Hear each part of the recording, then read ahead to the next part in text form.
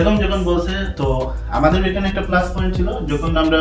আমাদের flight date ছিল প্রায় 6 দিন আমরা হাতে পাইছিলাম,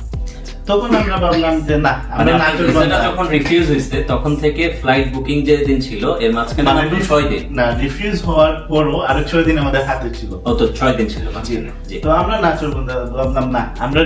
এটা আপিল করবো, যাই হোক। আচ্ছা তারপর আপিলের জন্য আমরা এই আমার ওই ফ্রেন্ডের সহায়তা নিলাম। জি নেওয়ার পর আমরা এই যে আমাদের যা ডকুমেন্ট আছে ওইগুলা ও আবার কি করলো, এই যে আপিলের লিঙ্কে গিয়ে ও দিল ওইগুলা সব কিছু, একটু আমরা কোথায় কোথায় ঘুরতে যাবো, আমাদের ভ্রমণের কি পরিকল্পনা, এগুলা সব এভরিথিং যখন ও কি করলো, করার পর আমরা আপিল একটা সাবমিট করলাম। সাবমিট করার পরও আমরা ভাবতেছিলাম যে মনে হবে না, কেন হবে না ওইটাই ভাবতেছিলাম যে যদি হয়ও তাহলে আমাদের নতুন টিকিট বুক করতে হবে, কারণ এটলিস্ট তো ওয়ান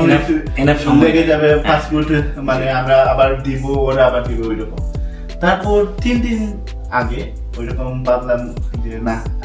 সানডে ছিল, ভাবলাম না নিজেই একটা নর্মাল একটা ইমেল করে দিই ওদেরকে ইমেল করলাম যে দেখো আমরা ভিজিট ভিসার জন্য অ্যাপ্লিকেশন করছিলাম, তোমরা রিফিউজ করছিলে, বাট ঠিক আছে আমরা আবার আপিল করছি, আপনারা এখন যে ডিসিশন নেবেন ওই ডিসিশন নিয়ে আমরা অ্যাকসেপ্ট করবো,